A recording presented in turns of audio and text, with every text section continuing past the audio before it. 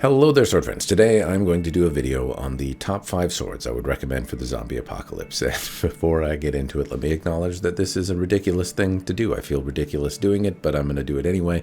People ask me all the time, what would you recommend for the zombie apocalypse? And it seems a genuine point of interest, maybe not because the zombie apocalypse is real, but because there may be scenarios where you have an oh shit moment and want something that will hold up during that moment. So I think this may be applicable for that as well, but I'm gonna focus on the zombie apocalypse side of things. And to do that, I need to lay out the type of zombie apocalypse that I'm doing because it informs the context that and the reasons that I choose the swords that I do. So first, I'm thinking slow-moving zombies, not these like fast 28 days later kind of running zombies, but the generally slow-moving massive horde of zombies.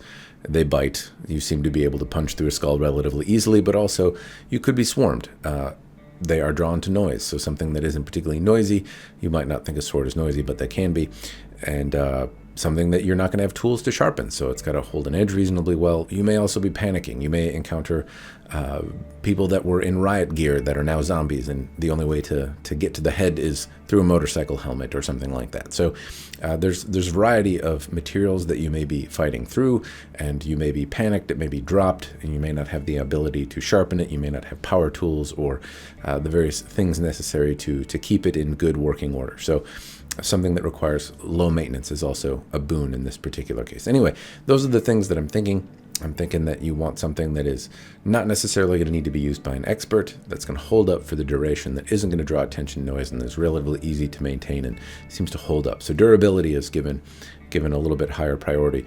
What it's not doing is fighting people. I mean, it certainly could, but the primary purpose is zombies and not other humans. You're not dueling with another swordsman. The likelihood that you're encountering a person with a sword is also relatively small. So these are primarily zombie things and undexterous opponent fighting things. Anyway, that's the context that I'm thinking. And the first sword that I'm going to recommend would be a Cloudhammer S7 Katana, or maybe an S5, because I don't think they do the S7 stuff.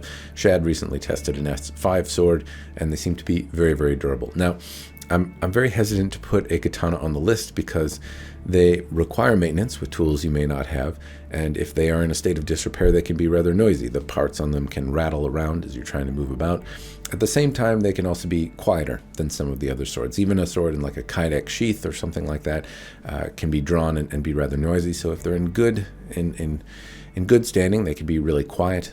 More than most other swords, but they wear and they require maintenance and they require tools to sharpen, and at the same time you have some point control. For the people that are in motorcycle helmets, a katana probably isn't going to chop through it, but the S5 katana from Cloudhammer is one that is likely going to hold up to being tossed around, to being dropped, to being whacked into a brick wall, and you're still going to have a sword out the other end. They're very difficult to break, and that's kind of why they're on the list, and also because I'm a katana guy and I feel I might be, no, everyone would immediately unsubscribe if I didn't put at least one katana on the list, but generally, katana would not be something that I would advocate for in the zombie apocalypse. I know they're fun fantasy pieces out there, but there's just too much going on with them that doesn't get shown. You have to, not that they require anything particularly special to sharpen, but like the habaki tends to rattle, the suba tends to rattle. You need like a nail set and hammer and lots of noise to make them tight again, and if you're chopping through human analogous things, then they're likely going to develop a rattle at some point. Also, you may have to rebind it. They're made to be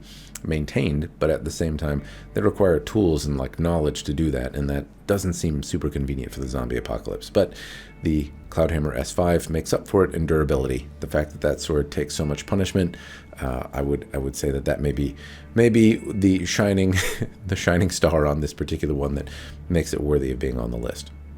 The next one that I think belongs on the list is the LK Chen Song Hand Dao. Now, this is a pretty simple piece. It has some maintenance that may be required at some point, but it doesn't seem particularly challenging to actually maintain.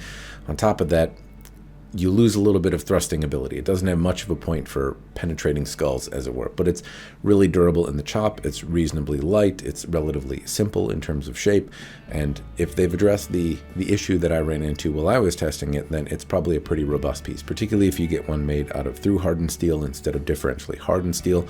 It stands to reason that it would be a useful camp tool as well as a useful zombie fighting tool. The shape, again, could be a little bit better, if it had a more refined edge, which maybe you could put on there in the end times. It might be a little bit more effective in the thrust, but I think it's probably good enough in the thrust, and it's also short enough where it seems kind of intrinsically useful as a chopping weapon that you can be agile with, that you can deliver strong strikes with, but isn't so heavy that you're going to become fatigued.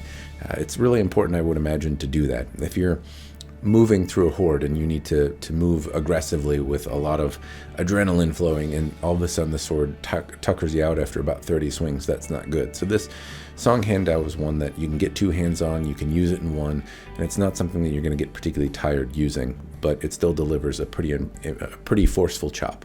Third on my list is going to be the Albian Mercenary, and specifically that sword, though I think you could put in place any Albian of your choosing, but the Mercenary strikes a good balance between chopping and poking, and it's a little bit more pokey than choppy, but I think that's probably going to be more effective when you're in the zombie apocalypse. You need to poke through the skull a lot, and chopping into it isn't necessarily as effective a technique. And here you have a sword that you can get two hands on it. It's comfortable to use in one or two, but with two hands you can certainly deliver a forceful cut. It's made of relatively durable steel. I wouldn't recommend whacking into a motorcycle helmet on it or whacking it into a brick wall, but the point control that you have on it is also really good. You're going to be able to thrust in and retreat relatively easily. If you do run into a motorcycle helmet situation, it's one that you can half sword and maybe go up from the bottom on. I find it to be a reasonable balance. Now, there are other chop-centric swords that may be better in the cut than this one, absolutely, but I think the balance of how nimble it feels, how you're not going to get tired using it, how you can use it two-handed effectively in a chop if you really need to get through something, that it's made of durable steel, that it doesn't necessarily require any maintenance at all either. At the same time, they do tend to ring like a church bell when you strike them into things, so that may draw attention. You might want to thrust a little bit more than cut, but I digress. The Albian Mercenary is one of my favorites. If I were in the zombie apocalypse, I think that would be the Albian that I would choose. I would like it if it was a little bit more cutty, but at the same time, I like the overall balance, and that would be the one that I'd choose, at least of the Albians that I've owned to this point. Second on the list is going to be the Lance Connect Emporium Gunther, and this has a few different grip arrangements that you can have. I definitely don't mind the one that I was graciously gifted from Swordfred Ian that has antler on the handle. It seems to hold really well regardless of what kind of thing. If I have a glove on my hand, if I'm wearing a gauntlet, if I'm barehanded, either way, it feels like it really sets in there and isn't necessarily uncomfortable. It doesn't have a tip that's necessarily going to do a lot of thrusting, but the way Lance Connect Emporium builds these things, it's definitely made to take some punishment. They build them for people that spar with them. The knuckle guard feels like it would offer some additional defense. It feels like a sword that if I'm swinging around and I drop and I do dumb things with, it's going to hold up reasonably well. And it's all like pressed together in such a way that it seems like it's going to stand up for the duration. I've mentioned before that other messers don't feel like it feels like they're going to require maintenance sooner. The Lance Connect Emporium stuff seems like it's made to go to war, and I imagine that's what you're looking for in the end times. Now, the blade is one that is light, it's maneuverable, it's not an axe, but you can do some pretty hard chopping. I don't know if I'd want to whack it into a motorcycle helmet or miss and hit a fence post or something like that, but I would imagine it would still be in one piece at least. I don't know if it would make it through either of those things, but I think it would still be in one piece. The tip would be somewhat concerning. I don't know how effective it's going to be at penetrating, but I think it would probably do the job well enough.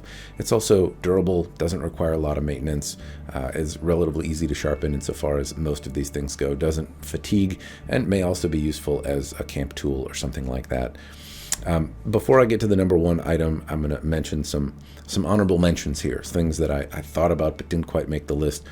One would be a basket-hilted broadsword, and so these things offer some hand protection that might be nice if you don't have anything guarding your hands. Sometimes in the movies you see people get bit on the hands or the finger or something like that, and this would keep zombie teeth off your digits. You could also use it aggressively. You can punch and move, but at the same time, the blade is relatively light, and it would thrust reasonably well, but not necessarily cut any, not necessarily into a skull particularly well. Not to say it couldn't, but it seems not as robust as I might necessarily like. You also can't get two hands on it. Well, you can, but not necessarily effectively. So I think that was why it didn't make it. But I liked the additional hand protection. There are different versions of broadswords in this regard that might have more robust blades. Some Indian blades also have can't remember exactly what they're called, but they have a little tang coming out the bottom that lets you get 2 hands on them. I like the balance of cut and thrust ability in this case, as well as hand protection, but it just didn't quite make the list for me. Another honorable mention was the orcish kind of chopper made of 3V, generously donated by Swordfriend Matt. Now, this is something that was made of 3V. It had excellent edge retention. At the same time, as soon as I started chopping metal objects, it degraded really, really quickly. And I would think in the end times, you might miss and hit a metal fence post. You might whack into something that you wouldn't necessarily expect to, and you still need your sword to be a sword. So having excellent edge retention and being a really hard sword, not necessarily a bad thing, but if it can't hold up to some of the dumb things that might happen along the way and still maintain its shape as a sword, then that's very concerning. And that was the thing that kept me from putting something like this on the list. Another one that I thought about putting on was the Chijian from Hanwei, this drop forged single piece. There's no maintenance to be done on it, was really the kind of key there. Because the handle is more or less made out of the same steel as the blade, there's very little to be done in terms of maintenance, things that can come apart. The leather may unwrap or things might come off of it, but fundamentally you'll always be left with a handle and a similar feeling blade.